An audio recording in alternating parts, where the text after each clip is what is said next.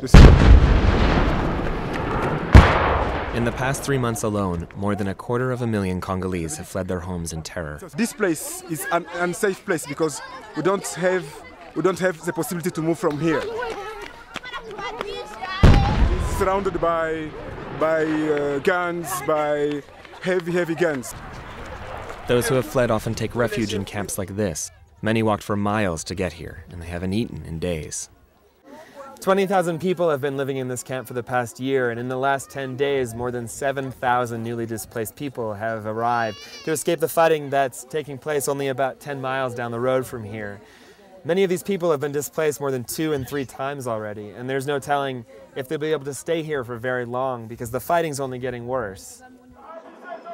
Most of them, they have fled during the night, so that means they have left everything.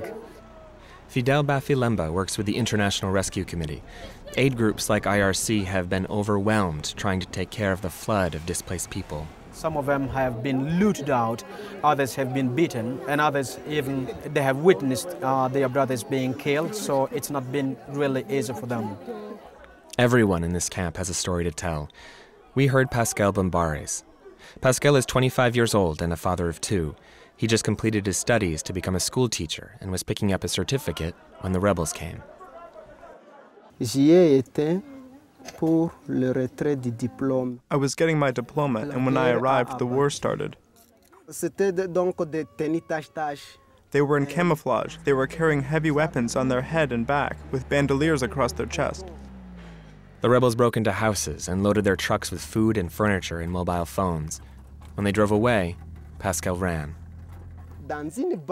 I spent the night in a banana plantation where there was no one, without eating or drinking. And the next morning I went through a forest, and as soon as I got home I took my wife, and we came to this camp. Displaced 2 times in less than a year. What can I say? Pascal and his wife Vestine had already escaped the rebel advance once and were living in another camp. They were forced to flee again. To make matters worse, Vestine was 9 months pregnant with their second child, Solange. Solange was actually born here in the camp, right on the ground where we are, only 6 days ago. And Vestine walked here only 9 days ago, completely pregnant. It's been a tough first 6 days of Solange's life, but where they're coming from was even worse. The UN has struggled to bring peace to eastern Congo, a region of vast mineral wealth. This is where some of the fiercest fighting has taken place in the last month or so. This UN force from India is taking us on one of their daily patrols. On an average, we do about 140 to 150 patrols all over North Kivu province each day. Right. The rebels are right over there. Can I see on the binoculars? We'll have to focus it. Sure. At one point during the last decade, more than half a dozen nations were scrambling for Congo's riches. Some have called the conflict Africa's First World War. In spite of a peace accord in 2003, fighting continues, and many fear that foreign countries are still involved. Just over the hill over there is the border with Rwanda. The Congolese government has been accusing Rwanda of sending troops across the border and of supporting the very rebel group that pushed these people from their homes.